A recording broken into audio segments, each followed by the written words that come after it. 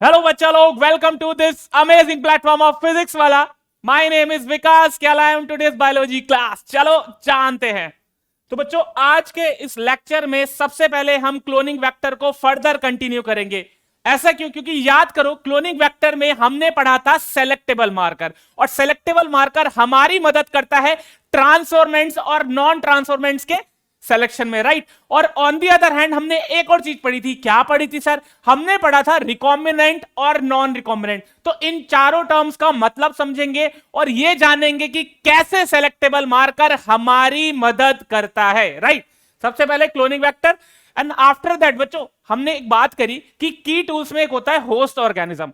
तो हमें करना क्या होता है? हमें रिकॉम्बिनेंट डीएनए को अपने होस्ट ऑर्गेनिज्म के अंदर ट्रांसफर करना होता है। इस मेथड को क्या बोलते हैं? ट्रांसफॉर्मेशन।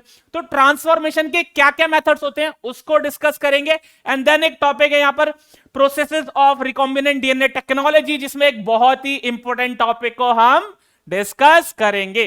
ठीक है बात? चलो फिर अब बच्चों, selection of transformants and non transformants हमारा टॉपिक है। मतलब इस टॉपिक में हम ये जानेंगे कि ट्रांसफॉर्मेंट्स क्या होता है, नॉन ट्रांसफॉर्मेंट्स क्या होता है, और कैसे ट्रांसफॉर्मेंट्स को करेंगे सेलेक्ट और नॉन ट्रांसफॉर्मेंट को कैसे करेंगे एलिमिनेट। लेकिन आगे बढ़ने से पहले, जिस तरीके से हमने रेस्ट्रिक्शन एंजाइम का नॉमेनक्लेचर पढ़ा था, उसी तरीके से इसका भी नॉमेनक्लेचर समझ लेते हैं। देखो, अब नॉमेनक्लेचर में आपको सबसे पहले यहां पर दिख रहा होगा PBr322। इसका नॉमेनक्लेचर को देखो, समझो। P स्टैंड्स फॉर बच्चा लोग plasmid, P stands for plasmid. और यहां पर जो बच्चों Br है, Br उन साइंटिस्ट का नाम है जिन्होंने इसको बनाया था या डिस्कवर करा था, और उन साइंटिस्ट का नाम था बॉलीवर एंड रॉड्रिगुez। क्या नाम था? Bolivar and Rodriguez. और ये बच्चों लैब नंबर है। देखो, इस लैब के अंदर, मतलब इनकी लैब के अंदर इन्होंने कई सारे प्लाज्मिड्स ऐसे बनाए थे, तो उसमें से एक ये भी था। तो ये उसका लैब नंबर है कि इस नंबर पर ये बना था। तो PBr322 का मतलब P stand for plasmid, Br stand for what? वो साइंटिस्ट जिन्होंने इसको डिस्कवर करा या बनाया, that is Bolivar and Rodriguez. और लास्ट में है बच्चा लोग लैब नंबर, राइट। अब देखो, ट्रांसफॉर्मेंट्स और नॉन ट्रांसफॉर्मेंट्स को सिलेक्ट करने से पहले हमें बढ़ाना पड़ेगा रिकॉम्बिनेंट डीएनए, क्योंकि ये है अपना कौन? Cloning vector. क्लोनिंग वेक्टर क्यों बोलते हैं? क्योंकि हमारा क्या है? ये जीन ऑफ इंटरेस्ट का कैरियर है। तो क्लोनिंग कर रहे हैं उसकी, किसकी? जीन ऑफ इंटरेस्ट की, राइट। तो सबसे पहले हम लगा रहे हैं बच्चों जीन ऑफ इंटरेस्ट को। अब फॉर एग्जांपल यहां पर आप देखो, एम्पिसिलिन रेजिस्टेंट जीन और टेट्रासाइक्लिन रेजिस्टेंट जीन, ये दो क्या है? हमारे सेलेक्टेबल मार्कर। हमने पढ़ा था ना कि एंटीबायोटिक रेजिस्टेंट जीन को एज अ सेलेक्टेबल मार्कर हम लोग यूज करते हैं। ठीक है बात? तो अब देखो, दो हमारे पास सेलेक्टेबल मार्कर है। अगर इन्हीं सेलेक्टेबल मार्कर के अंदर हम अपने जीन ऑफ इंटरेस्ट को लगाएंगे तो सिलेक्शन आसानी से हो जाएगा, क्योंकि तभी तो इन्हें सेलेक्टेबल मार्कर बोल रहे हैं, राइट। तो for example tetracycline resistant gene के अंदर एक साइट है BAMH1 साइट। क्या बोल रहा हूं मैं बच्चों? टेट्रासाइक्लिन रेजिस्टेंट जीन के अंदर एक साइट है BAMH1 साइट। मतलब यहां पर अगर हम BAMH1 रेस्ट्रिक्शन एंजाइम से कट करें और अपने जीन ऑफ इंटरेस्ट के अराउंड में भी BAMH1 से कट करें, तो इन दोनों का लाइगेशन आसानी से हो जाएगा और अपना रिकॉम्बिनेंट डीएनए बन जाएगा। मतलब मैंने क्या करा? मतलब मैंने BAMH1 में लगा दिया है अपना बच्चों जीन ऑफ इंटरेस्ट। BAMH1 में क्या लगा दिया? अपना जीन ऑफ इंटरेस्ट मैंने यहां पर लगा दिया है, राइट। अब देखो, अगर BAMH1 में आप जीन ऑफ इंटरेस्ट लगाओगे, ये BAMH1 कहां प्रेजेंट है? ये BAMH1 प्रेजेंट है टेट्रासाइक्लिन रेजिस्टेंट जीन के अंदर। ये BAMH1 कहां प्रेजेंट है? टेट्रासाइक्लिन रेजिस्टेंट जीन के अंदर प्रेजेंट है। तो इस इंसर्शन की वजह से टेट्रासाइक्लिन रेजिस्टेंट जीन की सीक्वेंस डिसरप्ट हो जाएगी। मतलब वो हो जाएगा इनएक्टिवेट। मतलब वो क्या हो जाएगा? Inactivate. So this process is known as insertional inactivation. इस प्रोसेस को क्या बोलते हैं? Insertional inactivation. इसको हम नोट डाउन कर लेते हैं, राइट। देखो, जीन ऑफ इंटरेस्ट को लगाया तो क्या टर्म बोला मैंने? यहां पर क्या हो रहा है बच्चा लोग? यहां पर हो रहा है इंसर्शनल इनएक्टिवेशन। किसका इंसर्शनल इनएक्टिवेशन हो रहा है? टेट्रासाइक्लिन रेजिस्टेंट जीन का इंसर्शनल इनएक्टिवेशन हो रहा है। मतलब कहने का सिंपल सा यह है कि अब इस रिकॉम्बिनेंट डीएनए के पास या इस क्लोनिंग वेक्टर के पास टेट्रासाइक्लिन रेजिस्टेंट नहीं बचा है, और यही हमारी सिलेक्शन में हेल्प भी करेगा। अब चलो समझते हैं क्या प्रोसेस को। देखो, तो इंसर्शनल इनएक्टिवेशन की बात करी मैंने, राइट। देखो, तो फॉर एग्जांपल अब यहां पर ना बच्चों दो कंडीशन बनेगी। सर क्या दो कंडीशन बनेगी? एक तरफ तो BAMH1 में हमारा जीन ऑफ इंटरेस्ट लग जाएगा, एक तरफ तो बच्चा लोग BAMH1 में अपना जीन ऑफ इंटरेस्ट लग जाएगा, GOI stands for gene of interest. तो देखो यहां पर अगर लग गया तो ये क्या बन गया, ये बन गया रिकॉम्बिनेंट DNA। और एक में क्या होगा, एक में क्या हुआ, एक में तो अपना BAMH1 साइट में जीन ऑफ इंटरेस्ट लग गया, दूसरी जगह क्या होगा बच्चों, प्लाज्मिड को कट करा, जीन ऑफ इंटरेस्ट को कट करा, बट वो दोनों आपस में लाइगेट नहीं हुए, वो दोनों आपस में लाइगेट नहीं हुए। मतलब कहने का क्या है, मतलब कहने का सिंपल सा है कि प्लाज्मिड के एंड्स आपस में लाइगेट हो गए, प्लाज्मिड के एंड्स आपस में लाइगेट हो गए, तो इसे बोलते हैं सेल्फ लाइगेटेड प्लाज्मिड। तो एक कंडीशन तो मिली हमें रिकॉम्बिनेंट DNA की, दूसरी कंडीशन कौन सी मिली है, सेल्फ लाइगेटेड प्लाज्मिड। ठीक है बच्चा लोग, यहां तक बात क्लियर है। अब आगे की कहानी को समझो। अब मैं यहां पर 3 होस्ट ले रहा हूं ताकि हम तीनों कंडीशन को यहां पर समझ पाए। देखो ध्यान से, तो फॉर एग्जांपल एक होस्ट ये हो गया बच्चा लोग, ये हो गया अपना दूसरा होस्ट, और ये हो गया बच्चा लोग अपना तीसरा होस्ट। ठीक है, बात क्या बोल रहा हूं मैं, हमारे पास यहां पर 3 होस्ट है। ठीक है, अब होगा क्या, देखो अब ध्यान से समझना होगा क्या। अब एक होस्ट में तो कुछ भी नहीं जाएगा, एक होस्ट में यहां पर कुछ भी नहीं जा रहा है, कुछ भी रिसीव नहीं कर रहे। एक होस्ट में जाएगा बच्चों सेल्फ लाइगेटेड प्लाज्मिड, और एक होस्ट में जाएगा रिकॉम्बिनेंट DNA। क्या बोल रहा हूं मैं, एक होस्ट फॉर एग्जांपल यहां पर कुछ भी रिसीव नहीं कर रहा है, एक होस्ट सेल्फ लाइगेटेड प्लाज्मिड को रिसीव कर रहा है, और एक होस्ट रिसीव कर रहा है रिकॉम्बिनेंट DNA को। ठीक है बात, चाहे तो बच्चों हम रफली से बना के भी देख सकते हैं यहां पे, जैसे कि फॉर एग्जांपल ये हो गया सेल्फ लाइगेटेड प्लाज्मिड, और यहां पर मैं दिखा देता हूं आपको रिकॉम्बिनेंट DNA। ठीक है, यहां तक बात क्लियर है। अब देखो ये वाला हमारा इंसर्शनल इनएक्टिवेशन से खराब हो गया, लेकिन ये तो फंक्शनल है ना। मतलब क्या है सर, मतलब ये है कि देखो नॉर्मली होस्ट के पास कुछ भी नहीं है, नॉर्मली होस्ट के पास कुछ भी नहीं, मतलब नॉर्मल जो होस्ट होता है उसके पास एंटीबायोटिक रेजिस्टेंस नहीं होता। मैंने आपको बताया भी था कि नॉर्मल अगर इकोलाई लोगे आप तो उसके पास किसी भी एंटीबायोटिक के खिलाफ रेजिस्टेंस नहीं होता।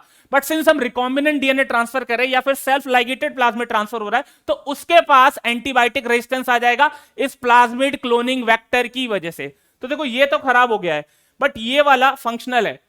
तो अब हम इसको क्या करेंगे, इन सबको बच्चों प्लेट करेंगे एम्पिसिलिन पे। इनको सबको किस पे प्लेट करेंगे बच्चा लोग, इन सबको हम प्लेट करेंगे एम्पिसिलिन के ऊपर, राइट। तो इन सबको हम प्लेट कर रहे हैं एम्पिसिलिन के ऊपर, plated on ampicillin. Plated on ampicillin का मतलब क्या है बच्चों, इनको हमने कल्चर मीडियम में ग्रो करवाया, पहले इनको हमने कल्चर मीडियम में क्या करवाया, ग्रो करवाया, और फिर अब एम्पिसिलिन एंटीबायोटिक को रख रहे हैं। ठीक है, अब देखो पहले वाले होस्ट के पास कोई रेजिस्टेंस नहीं है, तो मर जाएगा। इसका क्या हो जाएगा बच्चा लोग, ये तो गया, ठाकुर तो गए, तो ये तो मर गया, डाई। अब डाई क्यों हुआ, मर क्यों गया, क्योंकि इसके पास कुछ भी नहीं आया, मतलब इसके पास ट्रांसफॉर्मेशन ही नहीं हुआ। व्हाट इज ट्रांसफॉर्मेशन, ट्रांसफॉर्मेशन का सिंपल सा मतलब होता है अगर एक फॉरेन डीएनए किसी लिविंग ऑर्गेनिज्म में जाता है तो उस प्रोसेस को बोलते हैं ट्रांसफॉर्मेशन। और आप यहां पर देख सकते हो इसने कुछ भी रिसीव नहीं करा है, कुछ नहीं रिसीव करा है, तो उसके पास क्या रेजिस्टेंस है ही नहीं, रेजिस्टेंस है नहीं तो एम्पिसिलिन एंटीबायोटिक के प्रेजेंस में ही मर गया।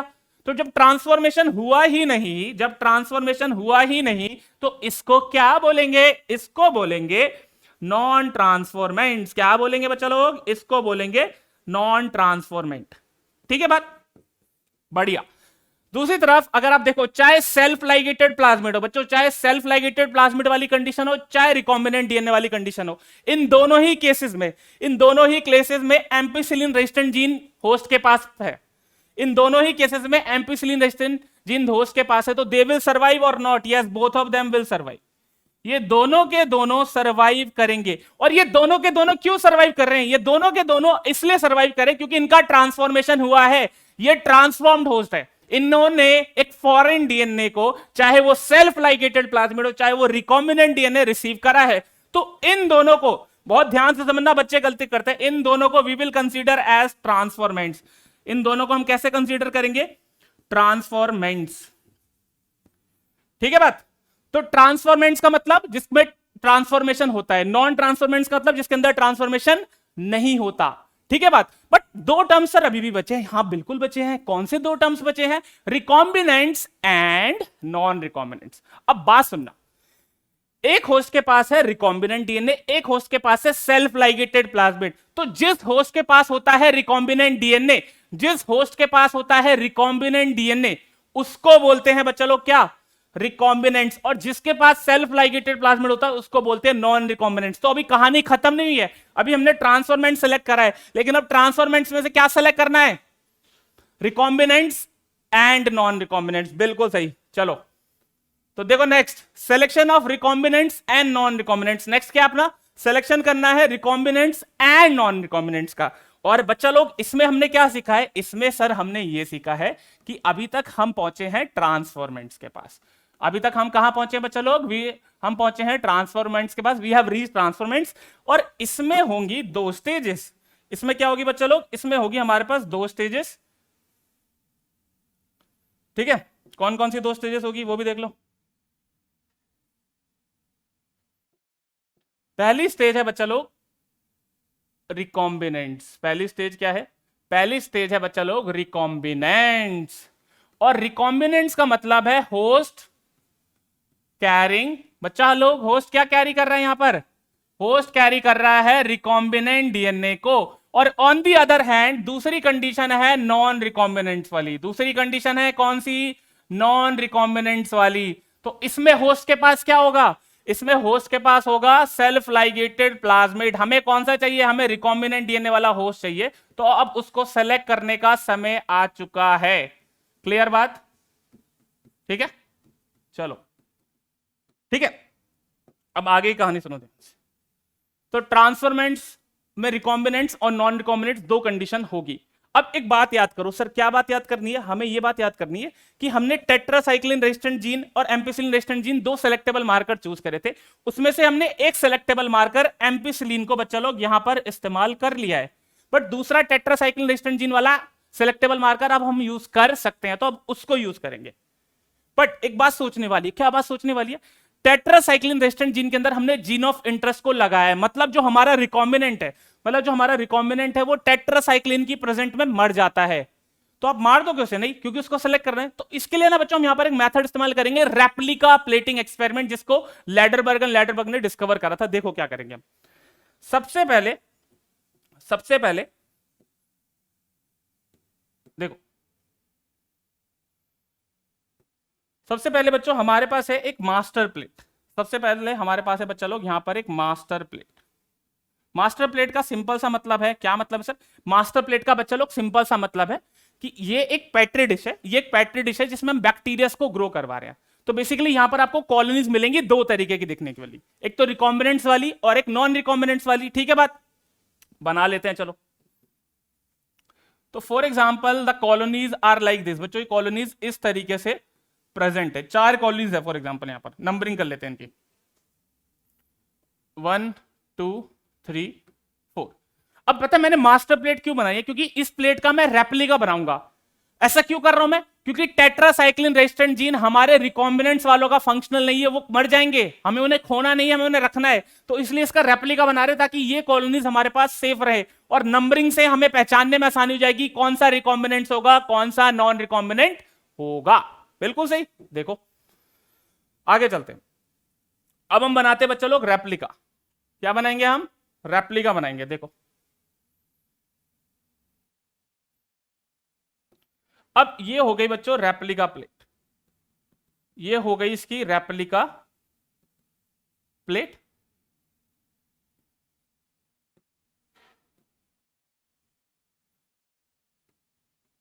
रेप्लिका प्लेट पे मैं कलर डिफरेंट यूज कर रहा हूं ताकि लगे रेप्लिका है। अब इसको बनाने के लिए पता है हम क्या करते हैं, पेट्री डिश है, पेट्री डिश के ऊपर हम क्या करते हैं, एक वुडन ब्लॉक लेते हैं।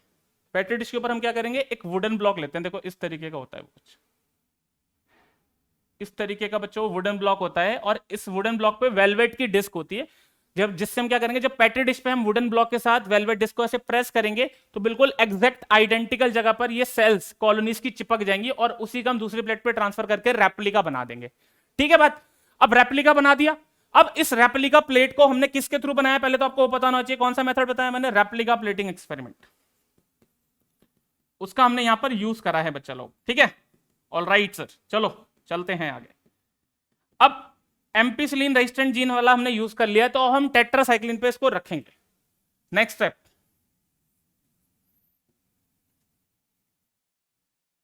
थोड़ा सा जूम कर देता हूं इसको मैं, देखो। और जूम करने के बाद हमें क्या पता चल रहा है यहां पर,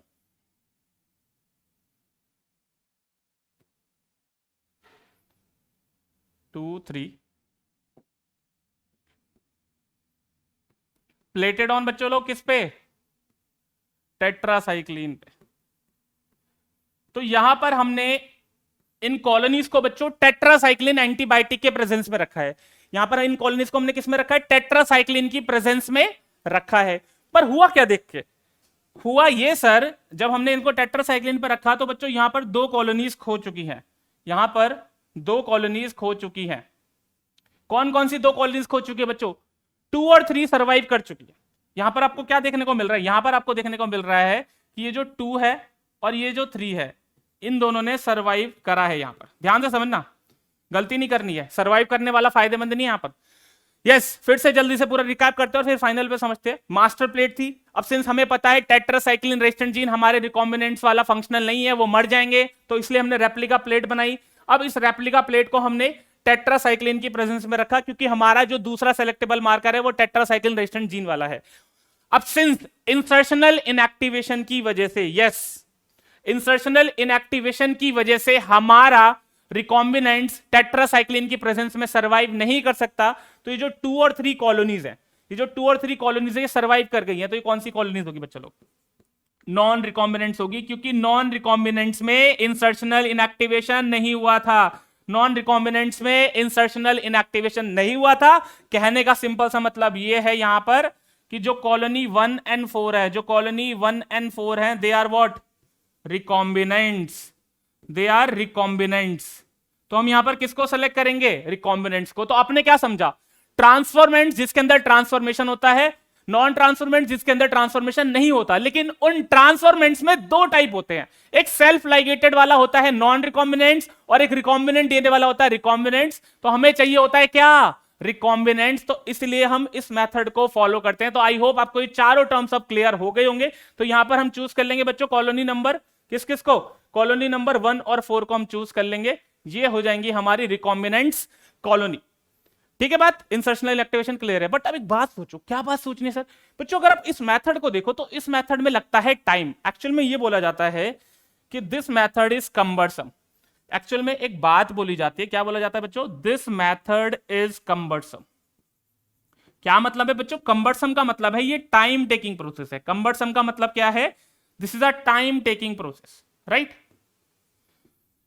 कम्बर्सम का मतलब क्या है, टाइम टेकिंग प्रोसेस है। क्योंकि देखो ना, पहले आपने एक एंटीबायोटिक वाली प्लेट पे ट्रांसफर करा, फिर थोड़ी देर बाद दूसरी एंटीबायोटिक की प्लेट पे ट्रांसफर करा, तो टाइम लग रहा है कि नहीं लग रहा है, बिल्कुल लग रहा है। तो हमने क्या सोचा कि यार इतना टाइम लग रहा है, भले ही हमारा काम हो रहा है लेकिन इसमें टाइम लग रहा है, तो कोई अगर दूसरा मेथड जोड़ ले जिससे अगर हम अपना काम जल्दी कर पाए तो हमारा क्या होगा, बायोटेक्नोलॉजी का प्रोसेस जल्दी हो जाएगा। तो इसी के लिए हम मूव कर रहे हैं नेक्स्ट टाइप पे। यहां पर हम बच्चों दूसरे वेक्टर का इस्तेमाल करेंगे जिससे हमारा जो काम है वो बहुत जल्दी हो जाएगा। तो पहले कौन सा वेक्टर था, PBr322। अब दूसरा वेक्टर लाते हैं। देखो बच्चों, यहां पर जो हम वेक्टर इस्तेमाल कर रहे हैं उसको हम बोलते हैं PUC8 वेक्टर। क्या बोलते हैं इसको, इसको बोलते हैं बच्चों लोग PUC8 वेक्टर, राइट। क्यों बोलते हैं वो बताऊंगा, पहले इसमें लेबलिंग कर लेते हैं। तो ये हो गया LAGZ जीन, और इसके पास भी बच्चों एक सेलेक्टेबल मार्कर की फॉर्म में होता है एम्पिसिलिन रेजिस्टेंट जीन। कौन सा होता है इसके पास, एम्पिसिलिन रेजिस्टेंट जीन। और सिंस बच्चों ये वेक्टर है तो वेक्टर के पास अपनी खुद की ऑरिजिन ऑफ रेप्लिकेशन भी होती है। तो ये दूसरा वेक्टर है PUC8। अब इसका नाम कैसा है, इसका नाम ऐसा क्यों रखा गया उसको समझ लेते हैं जल्दी से। P स्टैंड्स फॉर बच्चा लोग plasmid, P stand for plasmid. UC stand for, कहां बनाया गया था बच्चा लोग, इसको बनाया गया था यूनिवर्सिटी ऑफ कैलिफोर्निया में। कहां बनाया गया था, यूनिवर्सिटी ऑफ कैलिफोर्निया में, ठीक है। और यही 8 क्या हो गया, लैब नंबर हो गया। बाकी प्लाज्मिड से इसको डिफरेंशिएट करता है।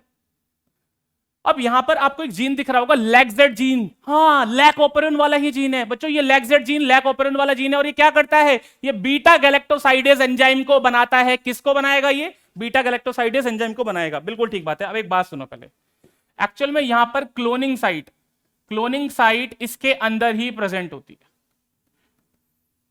मतलब यहां पर रेस्ट्रिक्शन एंजाइम जो कट करेगा वो लेग जेड के अंदर ही कट करेगा, राइट। और आपको दूसरी बात क्या पता चली कि लेग जेड एक एंजाइम को बनाता है जिसको बोलते हैं बीटा गैलेक्टोसाइडेज। अब इसका यूज क्या है, ये किस तरीके से काम करता है वो आगे बताऊंगा, डोंट वरी, फिलहाल के लिए बात समझो।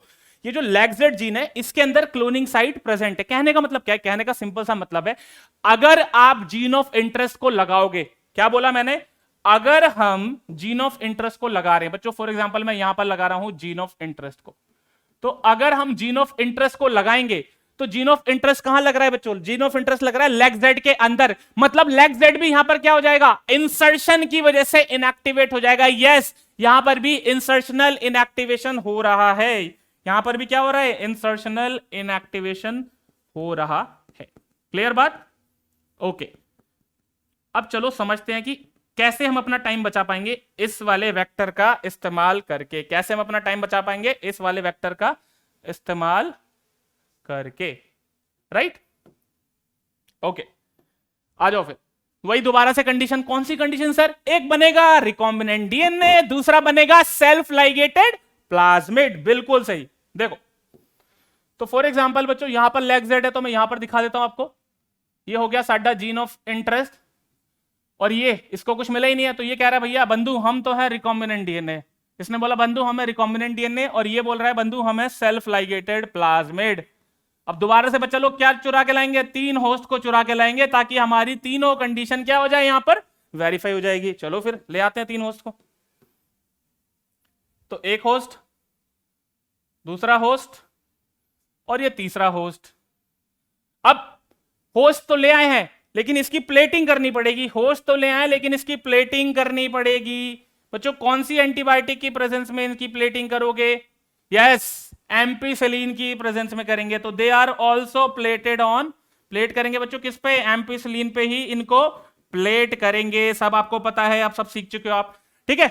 अब आगे क्या होगा, आगे सिंपल सी बात है, एक में जाएगा सेल्फ लाइगेटेड प्लाज्मिड, एक में जाएगा रिकॉम्बिनेंट डीएनए, एक में कछु भी नहीं जाएगा, इसमें कुछ भी नहीं जाने वाला, ठीक है। दोबारा से बना लेते हैं सेल्फ लाइगेटेड प्लाज्मिड, यहां पर दिखा देते हैं रिकॉम्बिनेंट डीएनए, और उसमें क्या दिखा देंगे, अपना gene of interest. Condition clear है, हम ऑलरेडी पढ़ चुके हैं। तो बच्चों जिसने कुछ भी रिसीव नहीं करा मतलब उसके अंदर ट्रांसफॉर्मेशन नहीं हुआ, तो ये क्या बन जाएगा, ये बन जाएगा नॉन ट्रांसफॉर्मेंट। क्या बन गया, ये बन गया non transformant. While on the other hand एक ने रिसीव करा सेल्फ लाइगेटेड प्लाज्मिड, एक ने रिसीव करा रिकॉम्बिनेंट डीएनए, और सिंस इसको हमने रखा है एम्पिसिलिन पे, तो इन दोनों के पास क्या है, एम्पिसिलिन रेजिस्टेंट जीन है, तो ये दोनों के दोनों सर्वाइव करेंगे ना। यस, ये दोनों के दोनों यहां पर बच्चा लोग क्या कर रहे हैं, सर्वाइव कर रहे हैं, और सिंस सर्वाइव कर रहे हैं मतलब दोनों के अंदर ट्रांसफॉर्मेशन हुआ है।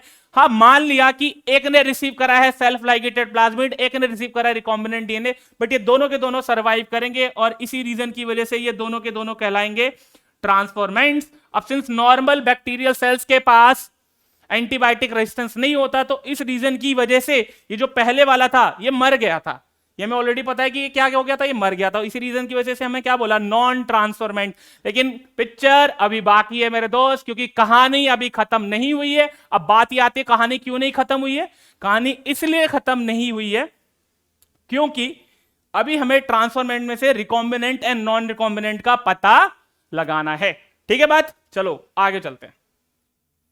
तो देखो अब यहां पर रिकॉम्बिनेंट एंड नॉन रिकॉम्बिनेंट का पता लगाना है हमें, और आपको पता है, क्या पता है कि रिकॉम्बिनेंट कौन सा, जिसके पास क्या होगा, रिकॉम्बिनेंट डीएनए। इस बात को जल्दी से नोट कर लेते हैं चलो, कि हमारे पास जो ट्रांसफॉर्मेंट है, हमारे पास जो ट्रांसफॉर्मेंट है, उस ट्रांसफॉर्मेंट में एक तो होगा रिकॉम्बिनेंट, एक तो होगा रिकॉम्बिनेंट जिसके पास होगा रिकॉम्बिनेंट डीएनए, और एक दूसरा होगा बच्चा लोग नॉन रिकॉम्बिनेंट जिसके पास होगा सेल्फ लाइगेटेड प्लाज्मिड। क्या होगा उसके पास, उसके पास होगा सर सेल्फ लाइगेटेड प्लाज्मिड, बिल्कुल ठीक। अब देखो वहां पर क्या था, वहां पर पहले मास्टर प्लेट बनाई, उसकी रेप्लिका प्लेट बनाई, अब यहां पर इन सब चीजों की जरूरत नहीं, यहां पर बहुत काम आसानी से होगा। अब कैसे होगा, पहले उस मैकेनिज्म को समझो। हमारा जो जीन है बच्चों, हमने लिया है लैग-जेड जीन को, हमने किसको लिया बच्चों लोग, हमने लिया है लैग-जेड जीन को। अब लैग-जेड जीन बनाता है बीटा गैलेक्टोसाइडेज एंजाइम को, किसको बनाता है बच्चों, ये बनाता है बीटा गैलेक्टोसाइडेज एंजाइम का। बट सर लैक ऑपरेरन की अगर हम बात करें तो लैक ऑपरेरन में ये तो क्या करता था, ये लैक्टोज को ग्लूकोज और गैलेक्टोज में तोड़ देता था। अगर हम लैक ऑपरेरन की बात करें तो लैक ऑपरेरन का ये स्ट्रक्चरल जीन था जो कि लैक्टोज को ग्लूकोज और गैलेक्टोज में तोड़ देता था। यहां पर क्या इस्तेमाल है, यहां पर एक्चुअली बच्चों हम इस्तेमाल करेंगे एक क्रोमोजेनिक सबस्ट्रेट। यहां पर हम क्या इस्तेमाल करेंगे, हम इस्तेमाल करेंगे एक क्रोमोजेनिक सबस्ट्रेट, मतलब जो कलर प्रोड्यूस करेगा। तो यहां पर इसका जो सबस्ट्रेट है, यहां पर जो बच्चों इसका सबस्ट्रेट है वो है क्रोमोजेनिक सबस्ट्रेट। क्रोमोजेनिक मतलब कलर प्रोड्यूस करने वाला सबस्ट्रेट, ठीक है। तो क्रोमोजेनिक सबस्ट्रेट मतलब देखो यहां पर एग्जांपल भी बताता हूं, उस क्रोमोजेनिक सबस्ट्रेट का नाम है बच्चों एक्सगेल। तो क्या फायदा है सर, फायदा यह है कि जब लैक्जेड जीन है वो बना रहा है बीटा गैलेक्टोसाइडेज एंजाइम को, अब इसका सबस्ट्रेट क्या है, क्रोमोजेनिक सबस्ट्रेट है, कलर प्रोड्यूस करने वाला सबस्ट्रेट है। तो अगर लैक्जेड फंक्शनल है, मतलब अगर लैक्जेड की जीन सीक्वेंस खराब नहीं हुई है, अगर उसका इंसर्शनल इनएक्टिवेशन नहीं हुआ है, तो बीटा गैलेक्टोसाइडेज बनेगा फंक्शनल, वो क्रोमोजेनिक सबस्ट्रेट पर एक्ट करेगा और देगा कलर। तो कहने का सिंपल सा मतलब यह है बच्चों, recombinants will produce colour? No sir, क्योंकि इंसर्शनल इनएक्टिवेशन की वजह से वो हो गया है खराब। तो ये इंपॉर्टेंट पॉइंट है कि ये जो, और बच्चों कौन सा कलर प्रोड्यूस करता है यही बता देता हूं मैं, ब्लू कलर प्रोड्यूस करता है। तो देखो रिकॉम्बिनेंट्स कोई भी कलर नहीं देंगे, नो कलर प्रोड्यूस करेंगे, और वहीं पर सेल्फ लाइगेटेड वाले कौन सा कलर देंगे, ब्लू कलर। कहने का मतलब यह है कि जो सेल्फ लाइगेटेड प्लाज्मिड वाली कॉलोनीज होंगी वो प्रोड्यूस करेंगी ब्लू कलर, और जो रिकॉम्बिनेंट वाली कॉलोनीज होगी वो नो कलर प्रोड्यूस करेंगी, क्योंकि लैक्जेड वहां पर इंसर्शनल की वजह से इनएक्टिवेट हो चुका है, ठीक है। तो देखो फिर अब अगेन ये मास्टर प्लेट है बच्चों, ये मास्टर प्लेट है, और फॉर एग्जांपल ये 4 कॉलोनीज है। फॉर एग्जांपल ये अपने पास वही 4 कॉलोनीज है, फिर से 1 2 3 4, ठीक है। क्या करेंगे अब, क्रोमोजेनिक सबस्ट्रेट को ऐड करेंगे, क्रोमोजेनिक सबस्ट्रेट, क्रोमोजेनिक सबस्ट्रेट का एडिशन करा बच्चा हमने। कौन सा क्रोमोजेनिक सबस्ट्रेट होता है यहां पर, एक्सगेल। तो बीटा गैलेक्टोसाइडेज उस पर एक्ट करेगा कि नहीं करेगा, बोलो, बिल्कुल करेगा। तो देखो कहने का मतलब क्या है,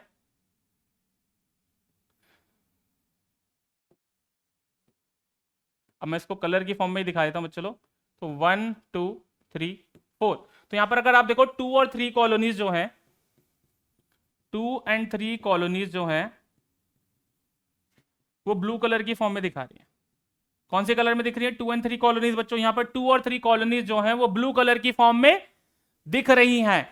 तो ऐसी कॉलोनीज को क्या बोलेंगे, नॉन रिकॉम्बिनेंट्स, क्योंकि इनके अंदर इंसर्शनल इनएक्टिवेशन नहीं हुआ है। वही ऑन दी दूसरी तरफ अगर हम बात करें 1 और 4, 1 और 4 कॉलोनीज जो हैं बच्चों, यहां पर कोई प्रोड्यूस कलर नहीं कर रही है, नो कलर प्रोड्यूस्ड, इन्होंने कोई भी कलर को प्रोड्यूस नहीं करा, क्योंकि इनके अंदर बीटा गैलेक्टोसाइडेज फंक्शनल नहीं है, क्योंकि लैक्जेड को हमने जीन ऑफ इंटरेस्ट के एडिशन से क्या कर दिया है, इनएक्टिवेट कर दिया है। तो ये अपनी कॉलोनीज कैसी हो जाएंगी यहां पर, रिकॉम्बिनेंट्स। अब पता है एक बात, क्या बात सर, सिंस यहां पर हम ब्लू और व्हाइट के बेसिस पर सिलेक्शन कर रहे हैं बच्चों, तो पता है इस सिलेक्शन को हम ब्लू व्हाइट सिलेक्शन भी बोलते हैं। इस सिलेक्शन को बच्चा लोग हम क्या बोल देते हैं, इस सिलेक्शन को हम बोल देते हैं ब्लू व्हाइट सिलेक्शन या फिर ब्लू व्हाइट स्क्रीनिंग।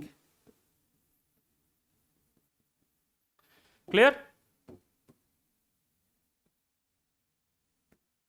तो देखो अब यहीं पे अगर आप PBr322 वेक्टर को देखो तो उसमें क्या करा था, पहले एक एंटीबायोटिक पर रखा, चलो इसमें भी रखा, फिर उसमें मास्टर प्लेट का रेप्लिका बनाया, फिर ट्रांसफर करा, फिर ऑब्जर्व करा। यहां पर क्या सीधा कलर ऐड करा और तुरंत पता चल गया कि कौन सी कॉलोनीज प्रोड्यूस कर रही है कलर, नॉन रिकॉम्बिनेंट। जो कॉलोनीज कलर प्रोड्यूस नहीं कर रही वो क्या हो गई, रिकॉम्बिनेंट्स। क्लियर? तो आई गेस आपको ये चारों के चारों टर्म्स क्लियर हो गए होंगे। ऑलराइट, अब आगे चलते हैं बच्चों। अब हम नेक्स्ट बात करते हैं कुछ और वेक्टर्स की। देखो हमने 2 वेक्टर पढ़ लिए, या पर्टिकुलरली बोलूं तो 3 वेक्टर पढ़ लिए। एक तो आपने प्लाज्मिड ऐसा वेक्टर पढ़ा जिसमें आपने 2 केसेस पढ़े, एक तो PBr322 वाला पढ़ा और एक पक वेक्टर का पढ़ा, PUC वाला। एक हमने पढ़ा था कि बैक्टीरियोफाज को भी हम एज अ क्लोनिंग वेक्टर का इस्तेमाल कर सकते हैं। प्लांट्स के लिए कुछ स्पेशलाइज वेक्टर हम यूज करते हैं, प्लांट के लिए हम कुछ स्पेशलाइज वेक्टर इस्तेमाल करते हैं। अब ऐसा क्यों, क्योंकि देखो सिंपल सी बात है, अभी तक हम बात कर रहे थे बैक्टीरिया को एज अ होस्ट लेके चल रहे थे, बट यूकैरियोटिक सेल्स के लिए थोड़े से वेक्टर डिफरेंट टाइप के होंगे। तो यहां पर हम बात कर रहे हैं, चल रहे हैं बच्चों प्लांट के लिए वेक्टर की। तो प्लांट के लिए जो हम वेक्टर इस्तेमाल करते हैं बच्चों, हम इस्तेमाल करते हैं एक सॉइल के बैक्टीरिया को। एक सॉइल में एक बैक्टीरिया रहता है जिसको बोलते हैं एग्रोबैक्टीरियम ट्यूमिफेशियंस, और इसको नेचुरल जेनेटिक इंजीनियर भी बोलते हैं, क्योंकि नेचुरली ये प्लांट के जीनोम को मॉडिफाई करता है। इस पॉइंट को याद रखना, इसी का इस्तेमाल करेंगे। तो एग्रोबैक्टीरियम ट्यूमिफेशियंस, एग्रोबैक्टीरियम ट्यूमिफेशियंस जो होता है बच्चों, ये क्या करता है, ये ट्रांसफॉर्म कर देता है, या सिंपल भाषा में अगर इसे बोलूं, ये इन्फेक्ट कर देता है डाइकॉट प्लांट को। किसको इन्फेक्ट कर रहा है बच्चों, डाइकॉट प्लांट को इन्फेक्ट कर रहा है, इन्फेक्ट्स डाइकॉट प्लांट्स। और क्या कॉज करता है उनके अंदर बच्चों, उनके अंदर ये ट्यूमर कॉज करता है, इसको बोलते हैं क्राउन गॉल ट्यूमर। क्या बोलते हैं इसको हम, क्राउन गॉल ट्यूमर। अब उसका क्या फायदा है, देखो सिंपल सी बात समझना। एक्चुअल में क्या होता है, फॉर एग्जांपल एक पेड़ है और पेड़ में वुंड है, उसके अंदर चोट लगी हुई है, पेड़ में साइड में उसका कट लगा हुआ है। तो जब कट लगा होता है वो अपने आप को हील कर रहा होता है। क्या कर रहा है, पेड़ अपने आप को हील कर रहा है। तो जब हीलिंग करता है ना, वो कुछ केमिकल्स को रिलीज करता है, कौन, पेड़। और इन केमिकल से अट्रैक्ट होता है agrobacterium tumefaciens, which is what, ये एक सॉइल बैक्टीरियम है। ये क्या है बच्चों, ये एक सॉइल बैक्टीरियम है। और ये क्या करता है, ये डाइकॉट प्लांट के अंदर इंफेक्शन कॉज करता है और एक ट्यूमर कॉज करता है, क्राउन गॉल ट्यूमर। अब बात ये आती है कि ये ट्यूमर को कैसे कॉज करता है। देखो तो चलो, इसके पास होता है एक प्लाज्मिड, इसके पास भी एक प्लाज्मिड होता है। हाँ जी बिल्कुल, इसके पास भी एक प्लाज्मिड होता है। और बच्चों इस प्लाज्मिड को हम बोलते हैं टीआई प्लाज्मिड। क्या बोलेंगे इसको, इसको बोलेंगे टीआई प्लाज्मिड। अब ऐसा क्यों नाम है इसका, नाम इसलिए बिकॉज टीआई स्टैंड्स फॉर बच्चों ट्यूमर इंड्यूसिंग प्लाज्मिड। क्या बोलते हैं इसको, इसको हम बोलते हैं ट्यूमर इंड्यूसिंग प्लाज्मिड। क्यों ट्यूमर इंड्यूसिंग बोल रहे हैं, क्योंकि देखो ना क्या कॉज कर रहा है प्लांट के अंदर, ये प्लांट के अंदर कॉज कर रहा है क्राउन गॉल ट्यूमर। अब बच्चों इस टीआई प्लाज्मिड में भी ना एक पोर्शन होता है, इस टीआई प्लाज्मिड में भी एक पोर्शन होता है जिसको मैं यहां पर मार्क कर रहा हूं, और इस पोर्शन को बोलते हैं टीडीएनए। इस पोर्शन को क्या बोलते हैं बच्चा लोग, टीडीएनए, जिसका क्या मतलब है, ट्रांसफर डीएनए, जिसका मतलब है बच्चा लोग ट्रांसफर डीएनए। अब ये क्यों बोल रहे हैं, एक्चुअल में होता क्या है, जब ये प्लांट्स के अंदर इंफेक्शन कॉज करता है, कौन, एग्रोबैक्टीरियम ट्यूमिफेशियंस, तो ये पूरा का पूरा प्लाज्मिड नहीं भेजता। मतलब जैसे हमने देखा ना रिकॉम्बिनेंट डीएनए में क्या करते हैं कि वो ट्रांसफर करता है अपने पोर्शन को, भाई रिकॉम्बिनेंट डीएनए को होस्ट के अंदर ट्रांसफर करते हैं, यही तो पढ़ा हमने रिकॉम्बिनेंट डीएनए टेक्नोलॉजी में। तो यहां पर जो एग्रोबैक्टीरियम ट्यूमिफेशियंस है वो टीआई प्लाज्मिड को ट्रांसफर नहीं करता, वो खाली ट्रांसफर करता है टीडीएनए पार्ट को। मतलब कहने का ये है कि एग्रोबैक्टीरियम ट्यूमिफेशियंस के पास ये टीआई प्लाज्मिड है, which is also known as tumour inducing plasmid. उसका एक पोर्शन होता है टीडीएनए पोर्शन, जो वो ट्रांसफर करता है किसके अंदर, डाइकॉट प्लांट के अंदर ट्रांसफर करता है। ये ट्रांसफर करेगा डाइकॉट प्लांट के अंदर। तो मतलब क्या हुआ, ट्रांसफॉर्मेशन हुआ ना, क्या होगा यहां पर बच्चों, ट्रांसफॉर्मेशन हो गया। और इसकी वजह से क्या कॉज हो जाएगा डाइकॉट प्लांट के अंदर, ट्यूमर कॉज हो जाएगा। इसकी वजह से डाइकॉट प्लांट के अंदर क्या कॉज हो जाएगा, ट्यूमर कॉज हो जाएगा। अब आप एक बात समझो, मैंने बोला इसको नेचुरल जेनेटिक इंजीनियर, क्या ये नेचुरली प्लांट में इंफेक्शन कॉज कर रहा है कि नहीं कर रहा, प्लांट जीनोम को मॉडिफाई कर रहा है कि नहीं कर रहा, बिल्कुल कर रहा है। तो एक पॉइंट तो मैंने बोला कि इसको हम बोलते हैं नेचुरल जेनेटिक इंजीनियर, एक तो मैंने बोला कि इसको हम क्या बोलते हैं, नेचुरल जेनेटिक इंजीनियर बोलते हैं। बट सर आप तो बात कर रहे थे कि ये तो एक क्या है, ये तो एक वेक्टर की तरह काम करता है। हाँ बिल्कुल करता है। देखो हमें एक पता चल गई बात, क्या पता चल गई, कि प्लांट्स के अंदर ये इंफेक्शन कॉज कर सकता है आसानी से। बट हमें प्लांट के अंदर यहां पर इंफेक्शन नहीं कॉज करना, हमें इसकी एबिलिटी की, इंफेक्शन वाली एबिलिटी का फायदा उठाना है। फायदा क्या उठाना है, बेसिकली हम इस्तेमाल करते हैं बच्चों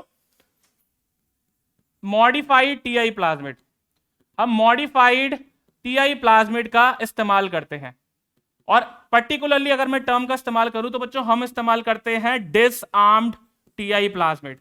अब डिसआर्म्ड टीआई प्लाज्मिड का क्या मतलब है बच्चों, डिसआर्म्ड टीआई प्लाज्मिड का सिंपल सा मतलब है, क्या सिंपल सा मतलब है, डिसआर्म्ड टीआई प्लाज्मिड का सिंपल सा मतलब क्या है, डिसआर्म कर देना।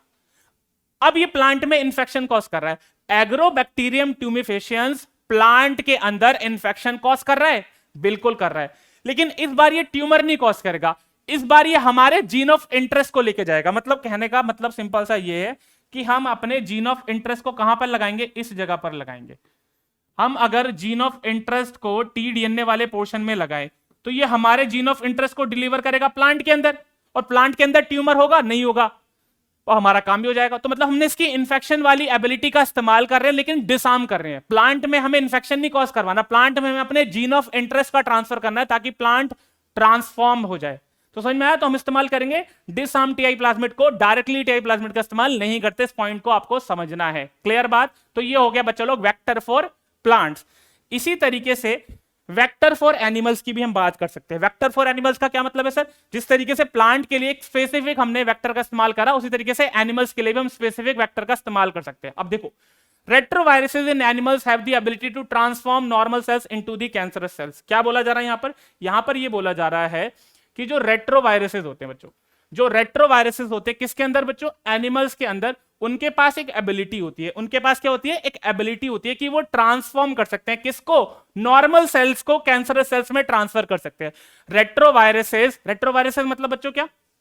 जिनके पास आरएनए एज अ जीनोम होता है, आरएनए एज अ जीनोम होता है और उनके पास एक स्पेशल एंजाइम होता है बच्चा लोग, कौन सा? Reverse transcriptase. कौन सा एंजाइम होता है इनके पास? Reverse transcriptase, right. तो हमें पता है रेट्रोवायरसेस एनिमल्स के अंदर इंफेक्शन कॉज करते हैं, कर दिया। और इंफेक्शन कॉज करते हैं क्या? कि बेसिकली वो नॉर्मल सेल्स को कैंसरस सेल्स में ट्रांसफॉर्म कर रहे हैं, मतलब ट्रांसफॉर्मेशन के थ्रू वो नॉर्मल सेल्स को कैंसरस सेल्स में कन्वर्ट कर देते हैं। ठीक है बात? बस इसी फायदे को उठाना है। मतलब क्या है? मतलब सिंपल सा क्या है, जिस तरीके से टीआई प्लाज्मिड को हमने डिसआर्म करा था, उस तरीके से अगर हम डिसआर्म कर दे किसको बच्चों? उसी तरीके से अगर हम डिसआर्म कर दे किसको? रेट्रोवायरस को, तो क्या हम एनिमल्स के लिए एज अ वेक्टर इस्तेमाल कर सकते हैं कि नहीं कर सकते? बिल्कुल। तो डिसआर्म्ड रेट्रोवायरसेस को, मतलब इसकी इंफेक्शन वाली एबिलिटी इसके पास रहेगी लेकिन ये हमारे डिजायरेबल जीन को ट्रांसफर करेगा। तो डिसआर्म रेट्रोवायरसेस क्या करेगा? ट्रांसफर करेगा हमारे जीन ऑफ इंटरेस्ट को, हमारे जीन ऑफ इंटरेस्ट को किसके अंदर बच्चों? एनिमल होस्ट के अंदर। किसके अंदर करेगा? एनिमल होस्ट के अंदर करेगा। पॉइंट समझ में आ रहा है? जिस तरीके से टीआई प्लाज्मिड को डिसआर्म करा, उस तरीके से हम यहां पर रेट्रोवायरस को भी डिसआर्म कर रहे हैं ताकि ट्रांसफर हो जाए क्या? जीन ऑफ इंटरेस्ट हमारे एनिमल होस्ट के अंदर। और इस तरीके से क्या हो गया? हमारा जीन ऑफ इंटरेस्ट पहुंच गया एनिमल होस्ट के पास। तो इस तरीके से हम क्लोनिंग वेक्टर का इस्तेमाल करके रिकॉम्बिनेंट डीएनए को ट्रांसफर कर सकते हैं। क्या बोल रहा हूं मैं? इस तरीके से हम अपने क्लोनिंग वेक्टर का इस्तेमाल करके रिकॉम्बिनेंट डीएनए को होस्ट के अंदर ट्रांसफर कर सकते हैं और अपने क्या? जीन ऑफ इंटरेस्ट को एक्सप्रेस करवा सकते हैं।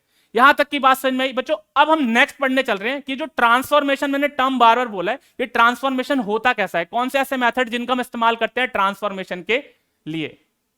बट बच्चों ट्रांसफॉर्मेशन को या उसके मेथड को समझने से पहले एक पॉइंट मैं बताना चाहता हूं आपको। देखो, जितनी आसानी से मैंने बोल दिया कि एक फॉरेन डीएनए, उस फॉरेन डीएनए को हमने एक होस्ट के अंदर ट्रांसफर कर दिया और वो रिसीव कर लेगा, जितना आसानी से बोल दिया ना उतना आसान होता नहीं है। पता है, हमें ना होस्ट के अंदर मॉडिफिकेशन लानी पड़ती है। अब देखो, आपको पता है होस्ट की बात करें तो होस्ट क्या है? लिविंग ऑर्गेनिज्म है। और लिविंग ऑर्गेनिज्म मतलब क्या? सेल। अब आपको पता है सेल की एक बाउंड्री होती है, सेल मेम्ब्रेन, और कुछ के पास सेल वॉल भी होती है। तो बेसिकली होस्ट को ट्रांसफॉर्मेशन के लिए, एबल बनाने के लिए उसके अंदर कुछ मॉडिफिकेशन करते हैं। और मॉडिफिकेशन का सिंपल सा मतलब क्या है कि होस्ट की सेल वॉल, सेल मेम्ब्रेन में हम कुछ क्या करेंगे? चेंजेस लाएंगे ताकि वो थिन हो जाए, परमेबिलिटी बढ़ जाए और वो आसानी से हमारे फॉरेन डीएनए को या फिर मैं बोलूं जीन ऑफ इंटरेस्ट को कैरी कर ले। और इसीलिए ऐसे होस्ट को हम बोलते हैं कॉम्पिटेंट होस्ट। कॉम्पिटेंट होस्ट का मतलब बच्चों ये वो होस्ट है जिसकी सेल वॉल और सेल मेम्ब्रेन में मॉडिफिकेशन करी गई है ताकि ये फॉरेन डीएनए को, रिकॉम्बिनेंट डीएनए को, जीन ऑफ इंटरेस्ट को आसानी से कैरी कर ले। मतलब बेसिकली हमने उसकी परमेबिलिटी को बढ़ाया है ताकि वो फॉरेन डीएनए को कैरी कर ले। ठीक है बात? तो देखो, कॉम्पिटेंट होस्ट। अब इससे पहले एक बात और समझा दूं। अब एक बात याद करो, डीएनए नेगेटिवली चार्ज होता है, डीएनए नेगेटिवली चार्ज है। और प्लाज्मा मेम्ब्रेन की तरफ अगर हम देखें बच्चों, अगर मैं प्लाज्मा मेम्ब्रेन की तरफ देखूं तो प्लाज्मा मेम्ब्रेन में याद करो फॉस्फोलिपिड का कोर होता है। तो डीएनए कैसा हो गया? हाइड्रोफिलिक। फॉस्फोलिपिड कैसी हो गई? हाइड्रोफोबिक। आसानी से जाने देगी? वो नहीं जाने देगी। तो यहां पर ना देखो, कॉम्पिटेंट होस्ट में क्या कर रहे हैं हम कि मॉडिफिकेशन कर रहे हैं उसकी आउटर लेयर में, और साथ साथ हम यहां पर एक डाइवेलेंट कैटायन का इस्तेमाल करते हैं जिसको हम बोलते हैं कैल्शियम आयन। डाइवेलेंट कैटायन को क्या बोलते हैं? Calcium ion. अब पता है ऐसा क्यों है? ऐसा इसलिए होता है कि जो फॉस्फोलिपिड का बाइलेयर का जो आउटर कोर है वो नेगेटिवली चार्ज होता है। डीएनए भी negatively charge, negative negative repulsion, negative negative repulsion. तो पता है यहां पर आपको एक बात समझनी है, क्या बात समझनी है कि कैल्शियम आयन कोऑर्डिनेट बॉन्ड बनाता है। कैल्शियम आयन यहां पर क्या कर रहा है, कोऑर्डिनेट बॉन्ड बना रहा है। किस तरीके, देखो कैल्शियम आयन प्रेजेंट है, कैल्शियम आयन क्या कर रहा है, एक तरफ तो डीएनए से कोऑर्डिनेट बॉन्ड बना रहा है और दूसरी तरफ ये किससे बना रहा है बच्चों, प्लाज्मा मेम्ब्रेन से। तो एक तरफ तो हमने होस्ट की सेल मेम्ब्रेन में मॉडिफिकेशन करा, उसको थिन बनाया, और साथ साथ हम कैल्शियम क्लोराइड का, आइस कोल्ड कैल्शियम क्लोराइड, याद रखना आइस कोल्ड कैल्शियम क्लोराइड का इस्तेमाल करते हैं। और उसमें जो कैल्शियम आयन है, डाइवेलेंट कटायन है, वो डीएनए को, क्योंकि वो हाइड्रोफिलिक है, वो नेगेटिवली चार्ज है, प्रेसिपिटेट करता है कहां पर, प्लाज्मा मेम्ब्रेन पे। अब देखो अगर डीएनए प्लाज्मा मेम्ब्रेन पे प्रेसिपिटेट हो जाएगा तो आसानी से अंदर चला जाएगा कि नहीं चला जाएगा, क्यों, क्योंकि जस्ट प्लाज्मा मेम्ब्रेन के बाहर वो खड़ा है, तैयार है अंदर जाने के लिए। अब देखो, since DNA is a hydrophilic molecule, it can not pass through cell membrane. ठीक है ना बात, डीएनए जो होता है वो हाइड्रोफिलिक मॉलिक्यूल होता है, इसी रीजन की वजह से वो सेल मेम्ब्रेन को क्रॉस या पास नहीं कर सकता, right. Bacterial cells must first be made competent. Bacterial cells को सबसे पहले कॉम्पिटेंट बनाना पड़ेगा, उसकी परमेबिलिटी को बढ़ाना पड़ेगा ताकि वो हमारे डीएनए को टेकअप कर ले। और बच्चों ऐसा करने के लिए this is done by treating them with a specific concentration of divalent cation. ऐसा करने के लिए हम क्या करते हैं, ट्रीटमेंट करते हैं डाइवेलेंट कटायन से। कौन सा डाइवेलेंट कटायन इस्तेमाल करा जा रहा है, कैल्शियम आयन का इस्तेमाल करा जा रहा है, such as calcium which increases the efficiency with which DNA enters the bacterium. जो एफिशिएंसी बढ़ा देता है बैक्टीरियल सेल्स की, किसके लिए, डीएनए के लिए। और साथ साथ देखो क्या हो रहा है, पोर्स क्रिएट हो रहे हैं सेल वॉल के अंदर। पोर्स का याद है मैंने बताया था, कॉम्पिटेंट होस्ट। कॉम्पिटेंट मतलब क्या, उसको बना रहे हैं, तैयार कर रहे हैं, कैसे कर रहे हैं, मॉडिफिकेशन कर रहे हैं, थिन कर रहे हैं, पोर्स क्रिएट कर रहे हैं ताकि डीएनए अंदर चला जाए। और कैल्शियम का मतलब समझ में आया, फंक्शन क्या है, कैल्शियम प्रेसिपिटेट करवाता है डीएनए को, ठीक है। तो कैल्शियम क्लोराइड मेथड को बच्चों ट्रांसफॉर्मेशन के एक मेथड से हम लिंक कर रहे हैं। कैल्शियम क्लोराइड मेथड जो होता है वो ट्रांसफॉर्मेशन के एक मेथड से जुड़ा होता है, जिसको बोलते हैं हीट शॉक मेथड। क्या बोलते हैं उसको, हीट शॉक मेथड। तो हीट शॉक मेथड हमारा ट्रांसफॉर्मेशन का पहला मेथड है। सबसे पहले देखो हमने क्या करेंगे, सबसे पहले हम लेंगे कॉम्पिटेंट सेल्स। कॉम्पिटेंट सेल या कॉम्पिटेंट होस्ट बोल सकता हूं बच्चों। और इस कॉम्पिटेंट होस्ट को इंक्यूबेट कर रहे हैं, इस कॉम्पिटेंट होस्ट को बच्चों हम इंक्यूबेट कर रहे हैं, incubated with what, recombinant DNA. और ये सारा का सारा काम कहां पर हो रहा है, आइस पे हो रहा है। फिर से मेरी बात ध्यान से सुन लो, कॉम्पिटेंट होस्ट बनाया हमने, केमिकल से ट्रीटमेंट करा और सेल की परमेबिलिटी को बढ़ाया, हमने आइस कोल्ड कैल्शियम क्लोराइड का इस्तेमाल करा, क्योंकि कैल्शियम आयन जो कि डाइवेलेंट आयन होते हैं वो प्रेसिपिटेट कर देंगे डीएनए को, कैसे, कोऑर्डिनेशन बॉन्ड बनाकर। एंड अब हम किस कंडीशन में, अब हमारे पास एक कॉम्पिटेंट होस्ट है बच्चों लोग, अब हमारे पास है कॉम्पिटेंट होस्ट जिसको हमने इंक्यूबेट करा है। कॉम्पिटेंट होस्ट को किसके साथ इंक्यूबेट करा है बच्चों, रिकॉम्बिनेंट डीएनए के साथ। और किस पे करा ये प्रोसेस हमने, आइस पर, ठीक है बात। अब इस मेथड का नाम देखो क्या है, इस मेथड का नाम है सर हीट शॉक। इस मेथड का नाम क्या है बच्चा लोग, हीट शॉक, हीट के साथ शॉक। देखो आइस पर है, तो आइस पर होने की वजह से पता है यहां पर टेम्परेचर कितना रहता है, 5 डिग्री सेल्सियस के अराउंड होता है बच्चों। ब्रीफली हम इसको देते हैं हीट शॉक, ब्रीफली हम देंगे इसको हीट शॉक। मतलब ये कि इसको हम ट्रांसफर करेंगे 42 डिग्री सेल्सियस पे। इस 42 डिग्री सेल्सियस पे ट्रांसफर करने की वजह से there is a creation of transient pores. बच्चों ट्रांजिएंट पोर्स क्रिएट हो जाएंगे। अब ट्रांजिएंट पोर्स क्रिएट हो गए तो रिकॉम्बिनेंट डीएनए अंदर चला जाएगा कि नहीं चला जाएगा, सर कैसे चला जाएगा, अरे भाई सिंपल सी बात है, कैल्शियम की वजह से हमारा डीएनए, बच्चों कैल्शियम की वजह से हमारा डीएनए प्रेसिपिटेटेड है बाहर, बिल्कुल बाउंड्री पे। जैसे ही हीट शॉक दिया 5 डिग्री सेल्सियस से सीधा 42 डिग्री सेल्सियस पे माइग्रेट करे, और बहुत हल्के सा टाइम के लिए, ब्रीफली के लिए, ट्रांजिएंट पोर्स क्रिएट हुए। क्या क्रिएट हुए, ट्रांजिएंट पोर्स। ट्रांजिएंट पोर्स का मतलब क्या, जो थोड़े टाइम के लिए होते हैं। रिकॉम्बिनेंट डीएनए अंदर क्या, बैक ट्रांसफर टू आइस। बच्चों अगेन कॉम्पिटेंट सेल्स को दोबारा से किस पर ट्रांसफर कर दिया हमने, आइस पर। चाहो तो अगर बैक की जगह यहां पर हम सिंप्लीफाई कर सकते हैं कि मैं किसकी बात कर रहा हूं, cells again transfer to ice, but in the mean time transformation हो चुका है, रिकॉम्बिनेंट डीएनए होस्ट के अंदर जा चुका है। तो ये पहला मेथड है जिसको हम बोलते हैं हीट शॉक मेथड बच्चों, जिसके थ्रू हम क्या कर सकते हैं, एक रिकॉम्बिनेंट डीएनए को होस्ट के अंदर ट्रांसफर कर सकते हैं। तो इसमें आपको कैल्शियम का क्या फंक्शन है वो क्लियर होगा, और हीट शॉक क्यों बोलते हैं ये भी क्लियर होगा। तो ये पहला मेथड है ट्रांसफॉर्मेशन का, राइट। नेक्स्ट देखो, नेक्स्ट बच्चा लोग मैं बात करता हूं दूसरे मेथड को बोलते हैं माइक्रो इंजेक्शन। अब देखो नाम से समझ में आ रहा है माइक्रो इंजेक्शन क्यों बोल रहे हैं बच्चों। सेल्स कैसी होती हैं, सेल्स होती हैं माइक्रोस्कोपिक। तो सेल्स के लिए जो इंजेक्शन इस्तेमाल करोगे वो भी छोटा सा होगा ना, उसकी नीडल छोटी सी होगी। तो सेल्स के लिए हम इस्तेमाल करते हैं माइक्रो इंजेक्शन। और पता है this method is highly preferable for animal cell. ये मेथड किसके लिए बहुत ज्यादा प्रेफरेबल होता है, एनिमल सेल के लिए। क्या करना है, बहुत सिंपल सा काम करना है।